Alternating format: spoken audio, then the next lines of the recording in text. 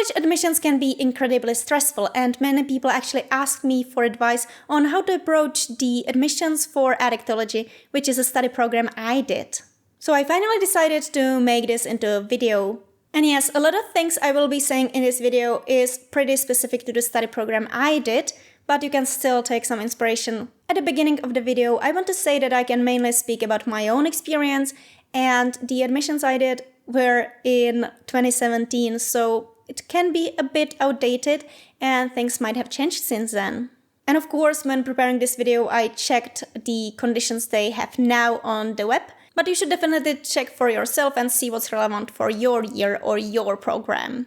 And I also want to add that I am in no way associated with Charles University or the program that I'll talk about, Addictology, or the faculty, First Faculty of Medicine. And I make these videos independently, and I currently have no ties to the school. But with these general disclaimers out of the way, let's take a look at the tests I took, my experience, what I would do differently, some study tips, and maybe even some literature tips to help you prepare better. First of all, I want to say that there's no shame in not succeeding the first time around. And that's not a random thing I'm saying, I actually had to try it twice. I first took the exam in 2016 and I failed spectacularly. And I'm actually happy for that. I went to molecular biology and I'm really happy that I did. And the second time around in 2017, I actually got a pretty good ranking. I think I was like the 6th.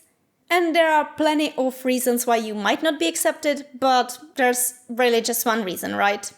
The other people were better than you. But last year, the full-time study program accepted 40 out of 309 applicants, and for the part-time study program, it was 37 out of 290. So it's a lot of people. Technically, not all of them will be taking the test, but still a lot of people. And the reason I failed the first year was because I only prepared for the biology test, but actually you have to take both the biology test and the addictology test, which I, for whatever reason, did not know about. Anyways, I'm really glad it worked out the way it did, because I went to study molecular biology, I learned what I'm actually interested in, then I went to bioinformatics, and now I have this career that I think fits me way better than what I would do with a degree from Addictology. Although I do have a degree from Addictology, I don't work in the field. And to enroll in the program, you actually need to finish high school and you need to provide a proof of vaccination against hepatitis, which is really important because in these services, these Addictology services, you work with people who might be infected with hepatitis. But you don't need these certifications for the exam. For the exam, you only need to submit an application and pay the administration fee. And the entrance exam consists of 2 tests, one from biology with 70 questions and one from addictology with 50 questions. And when I took the test, it was single choice, so A, B, C, D with 1 correct answer. You get 1 point for each correct answer, so that's 120 points, and those with higher scores are accepted.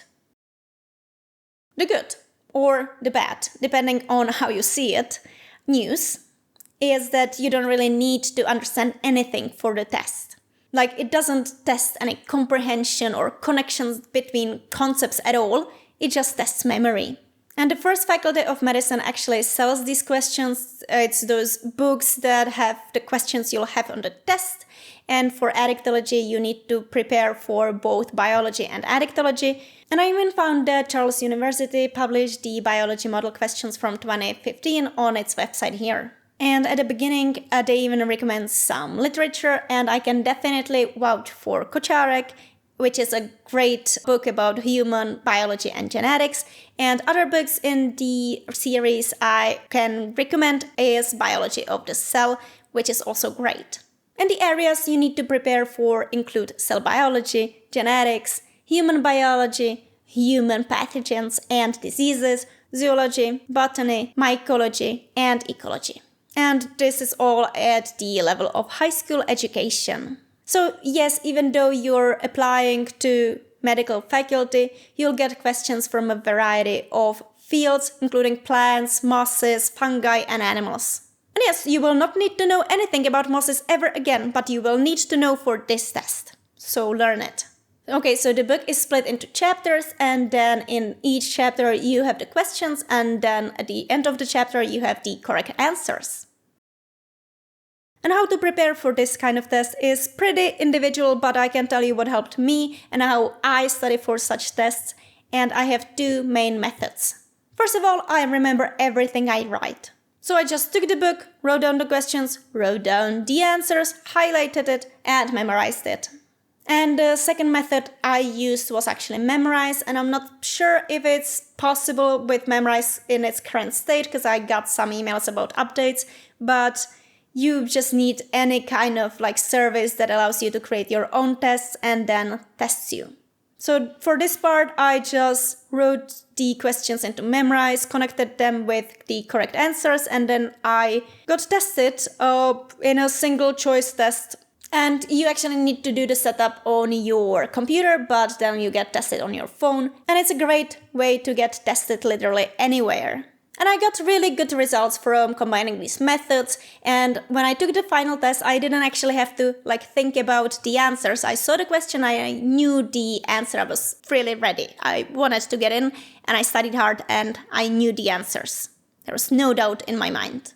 But of course, this way of studying is not for everyone, so you need to figure out what works for you. Experiment, try it out, try something different. Knowing how to study will help you throughout your whole program. For me, I needed to write everything down, I needed to read it out loud, and I used an app to test myself, and writing everything down is a lot of work, and my hand really hurt. But if you want to get in, you need to put in the effort. And then I used the same methods for Addictology questions. And the test was the same, single choice A, B, C, D, one correct answer. And the areas covered included addictive substances, types of use and disorders caused by substance use, system of services for substance users in general, primary prevention, low threshold services, and treatment and aftercare. So yes, generally the best strategy is to learn these questions and know them well. For this study program, it might work differently for your study program, but for this one, just memorize the things. But I understand that memorizing things without any connections or without having the general overview of the topic might be difficult for some people, so you want to understand things instead of just remembering A, B, C, D. And I also received a couple of questions asking for book recommendations that can help with preparing for these exams. So let's take a look at some of my recommendations. Well, biology has book recommendations at the beginning of the questions book, and personally I only have experience with Kočárek and Závodska, both of which I can totally recommend. And I also saw that there's biology of animals, which I didn't read, but I know the author.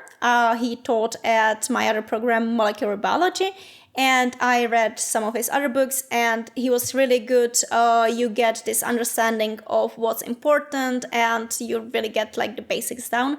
I can definitely recommend his books, if you can speak Czech, of course. And if you have excessive ambitions in biology, then I think you should probably go to a different study program, for example, the Molecular Biology I did. But if you want to read some books about this, I can say that your best bet is probably Lodysh's Molecular Cell Biology or Molecular Biology of the Cell by Albert. And the problem with these books and the problem with the field is that these books get outdated pretty quickly because it's an active field and people do a lot of research and we always discover something new. So what my school did is actually the teacher said, don't buy these books. It'll be outdated so soon, it's not worth it. And also the books are really expensive. And also there's plenty of great educational biology materials available on YouTube.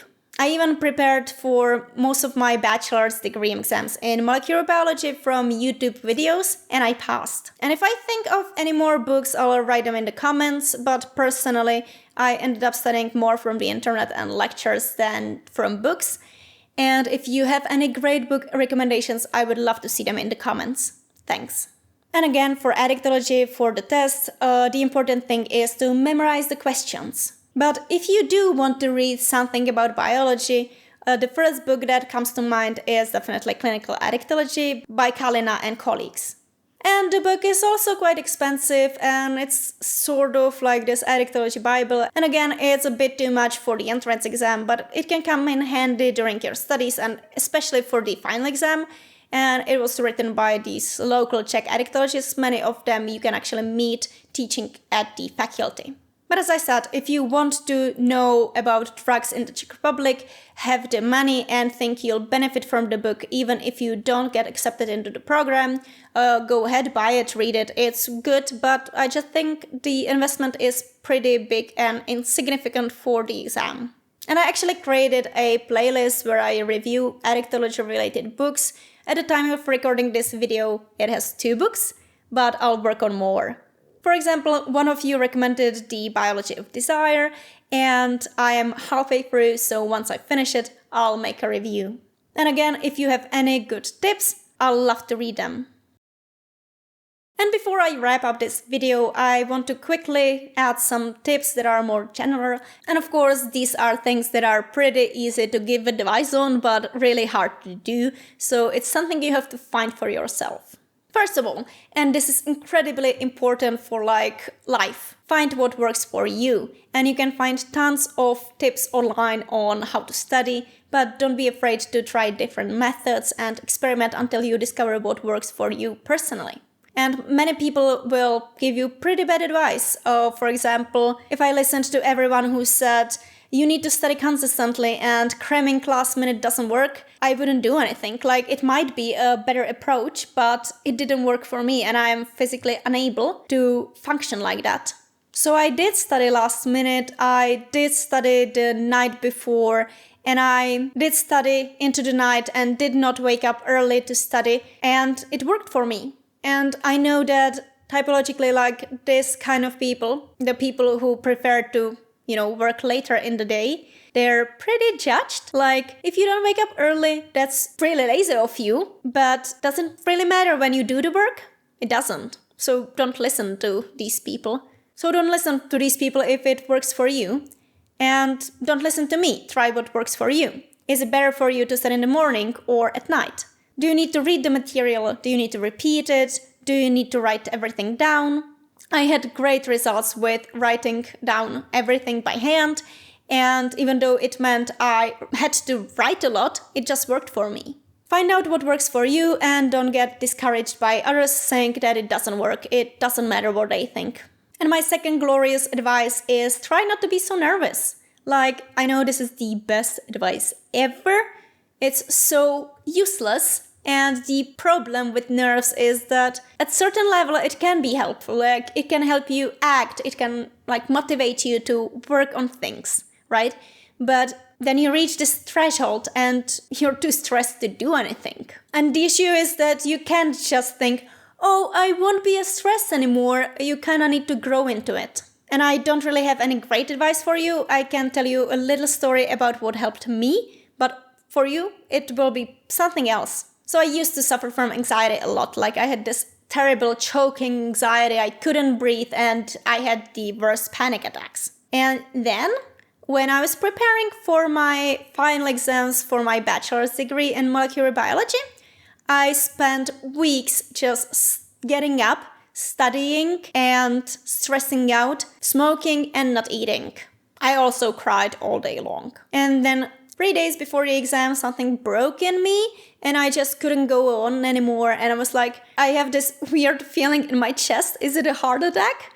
Am I really going to kill myself for this stupid exam? Since then, the anxiety kind of eased because I realized that, yeah, sure, studying is important. Having the degree might be important, but once you fuck up your health, that's it. It's not worth it. It's not worth long-term health consequences. And at the end of the day, if you fail, you can try again. There's no shame in that. And even though I had anxiety flare-ups since then, for example, when I was working on my master's thesis, it was never as bad as it was back then. So yeah, you can try hard, but don't hurt yourself. It's not worth it. And with that, I'll wrap up today's video. So if you have any questions, feel free to ask in the comments. And if I know the answers, I'll answer. And if you recently took any of these entrance exams and you want to share your experience, I'd love to read it. And if you're wondering whether studying Addictology is the right choice for you, I made a separate video on that where I summarize my experience and my thoughts and opinions. And I'll be happy if you check it out. And maybe it will help you with something. And if you're interested in Addictology-related topics in general, you can subscribe to my channel. I'm trying to create videos not only about studying Addictology, but also about Addictology-related news and topics that catch my interest. So thanks for watching and have a great day. Bye!